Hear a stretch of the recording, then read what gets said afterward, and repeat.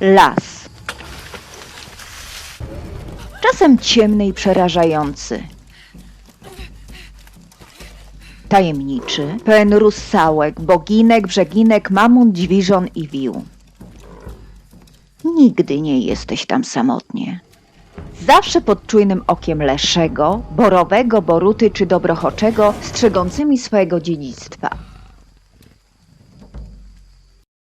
Jednak w tę noc staje się ciepły, przyjazny i magiczny. To noc wyprawy po tajemniczy artefakt. W poszukiwaniu dobrobytu i bogactwa, mądrości i wiedzy, a może dla samej przygody poszukiwań. Czy wyruszysz ze mną po kwiat paproci?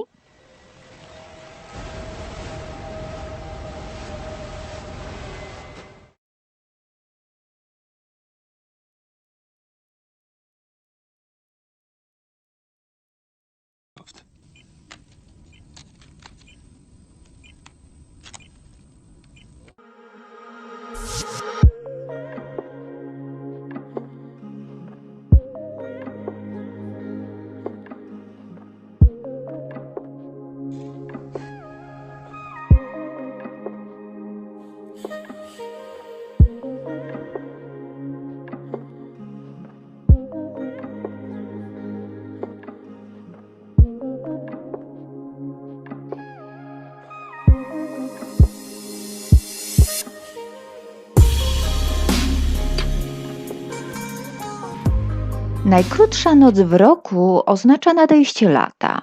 Czas zmysłowych poziomek i truskawek, soczystych czereśni. Jeszcze czasami chłodne dni i noce po tej nocy przeradzają się już w prawdziwe lato.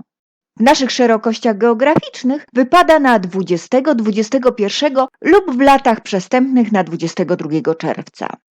Tego wieczoru słońce zachodzi o godzinie 21 i wstaje po 4 rano. Nastaje noc magiczna, noc wyjątkowa, noc kupały.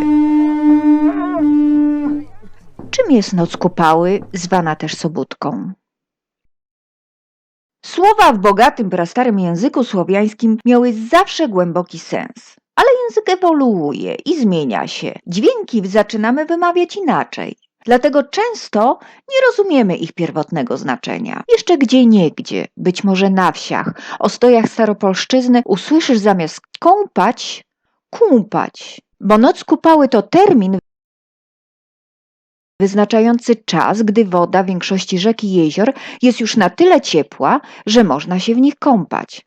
Wszak wodnice, utopce i inne wodne demony czyhały w głębinach, na spragnionych ochotą nierozważnych śmiałków. Dopiero o świcie, kiedy następowało przesilenie, kąpiel stawała się bezpieczna.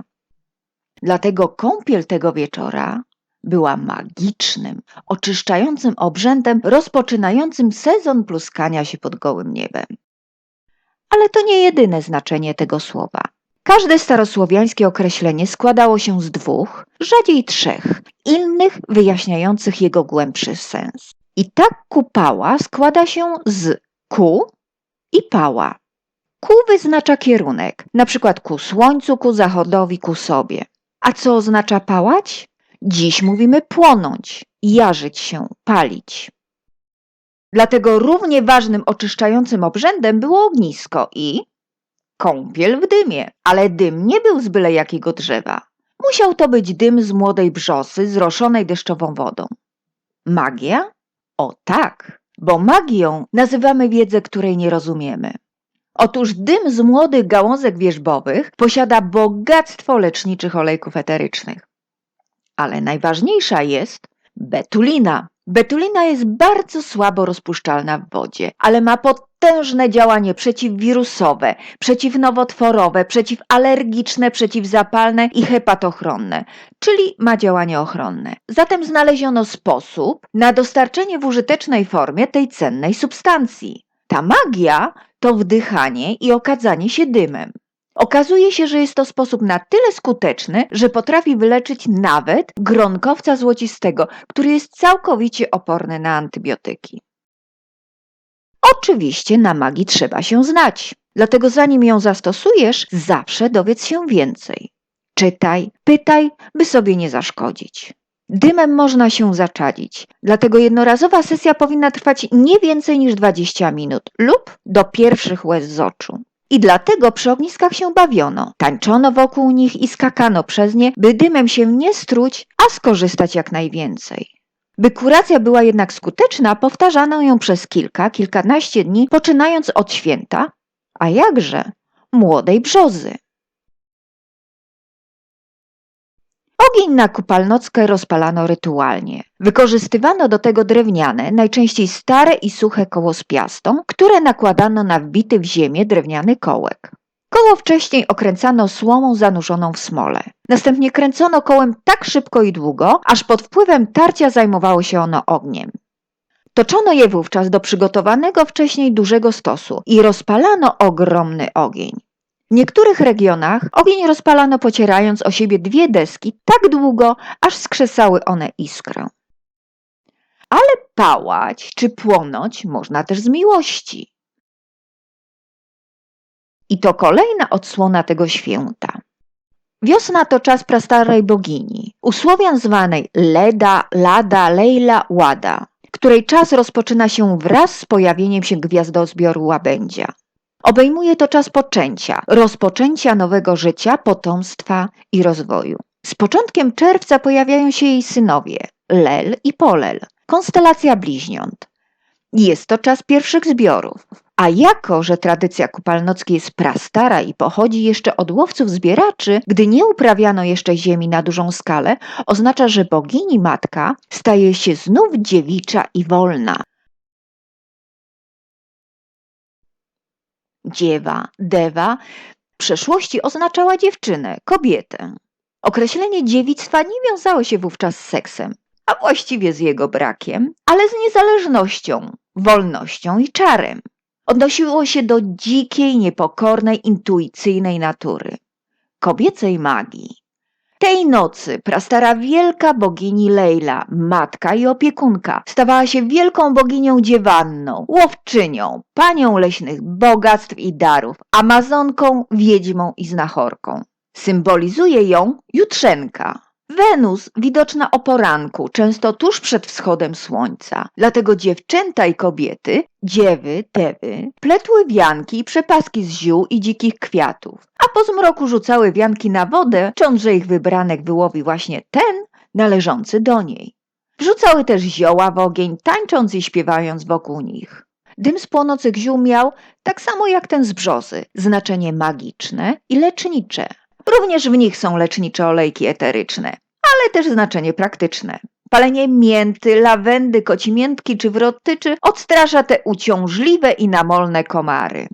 Z czasem w wianek wpinało się świece lub łuczywo i puszczało go na rzekę czy strumień. A jeśli dwójka młodych ludzi decydowała się na wspólny skok przez ognisko, to dla lokalnej społeczności znaczyło mniej więcej tyle, że młodzi są już posłowie, czyli nieoficjalnie zaręczeni. Dewa, dziewa, dziewanna jest tym rodzajem kobiety czy dziewczyny, w której mężczyźni i chłopcy zakochują się na zabój. I dlatego w tę magiczną noc miłości wyruszano do dzikiego lasu na poszukiwanie czarodziejskiego kwiatu paproci. Czy kwiat paproci istnieje? Botanicy twierdzą, że nie. Ale co oni tam wiedzą o magii? Paproć w każdym lesie tylko jedna zakwita, a i to w takim zakątku, tak ukryta, że nadzwyczajnego trzeba szczęścia, aby na nią natrafić, pisał Kraszewski. Zakochane pary zatem po zmroku ruszały w las na poszukiwania. Nie brakowało też samotnie poszukujących, bo ten, kto odnajdzie kwiat paproci, wkrótce znajdzie miłość i bezcenny skarb. W dodatku pozna język zwierząt, będzie wszystko widział i słyszał, a w razie potrzeby stanie się niewidzialny. Śmiałka czeka wspaniałe życie w zdrowiu i dobrobycie, bo kwiat paproci to kwiat perunowy. Perun był słowiańskim utożsamieniem burz, płodności i urodzaju. Słowiańskie obrzędy nie są jednak prostackie i płytkie. Poszukiwanie kwiatu w ciemnym lesie, którego nie jesteśmy w stanie znaleźć, ma na celu oczyszczenie umysłu, zanurzenie się w mroku nieświadomości, by odnaleźć pełnię i spokój, symbolizowaną przez rzadki kwiat. W istocie niepozornym niby kwiatem kwitną dwa gatunki paprotników. Nasiężał pospolity i podejrząd księżycowy. Cóż znaczą te prastare nazwy? Nasiężał można przetłumaczyć na dojrzeć, rozwinąć się, zauważyć. Zaś podejrząd podanie, ofiarowanie, przekazanie rozwinięcia się, dojrzenia. Idąc zatem w tę magiczną noc w głąb ciemnego lasu, masz okazję spojrzeć na siebie, zrozumieć i pokochać. I stąd inna nazwa tego święta, sobótka. Nie pochodziła ona od nazwy tygodnia soboty, ale od słowa siebie, sobą, sobie. Czyli po pierwsze, wspólnego ze sobą spędzania tego wyjątkowego czasu, a po drugie, siebie odkrycia i zrozumienia. A kto nie znajdzie magicznego kwiatu, zawsze może się natknąć przypadkiem, czy niezupełnie przypadkiem, na innego poszukującego. Wszak ciemność lasu doskonale sprzyja intymności. Noc kupały rządzi się trochę innymi prawami. W tę magiczną noc dozwolone było więcej. Również samotny spacer pod pretekstem poszukiwania kwiatu paproci skojarzonej przez wianek pary. Reguły i zasady dotyczące wstrzemięźliwości seksualnej były w tę noc zawieszone. Nie bez przyczyny wzięło się więc określenie nocy kupały jako słowiańskiego święta zakochanych.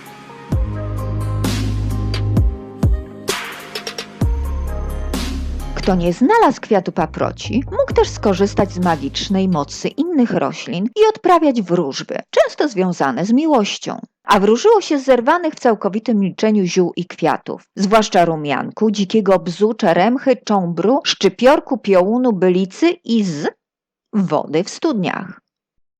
Pogańskie zwyczaje związane z nocą kupały były tak silnie zakorzenione w ludowej kulturze, że pomimo starań Kościołowi nie udało się ich wykorzenić. Zostały zatem, podobnie jak wiele innych pogańskich rytuałów, zasymilowane i włączone do oficjalnego kalendarza świąt chrześcijańskich jako Noc Świętojańska, czyli Wigilia Świętego Jana Chrzciciela, obchodzona z 23 na 24 czerwca. Pomyślcie tylko, ile trzeba było się nagimnastykować, by wcisnąć Jana Chrzciciela do słowiańskiego święta związanego z płodnością, urodzajem, dobrą zabawą, wolną miłością i dziką naturą. Zwłaszcza te ostatnie doznania są wszak chrześcijanom szczególnie obce. Pomimo tego kupalnockę tradycyjnie i zgodnie z prastarymi zwyczajami obchodzono jeszcze na początku XX wieku. I dziś znów wraca się do tej prastarej, cudownej tradycji. Nastrój snu i jawy, zderzenia marzeń i rzeczywistości, połączenia liryzmu z refleksją nad naturą i miłością znajdziemy po mistrzowsku oddane w dziejącej się właśnie w kupalnockę, sobótkę komedii. Sen nocy letniej Williama Shakespeare'a, pokazująca jak pod pozornie błahymi obrzędami skryta jest głębia ludzkiej psychiki i potrzeba jej integracji z naturą. Potrzeba odnalezienia prawdziwej magii.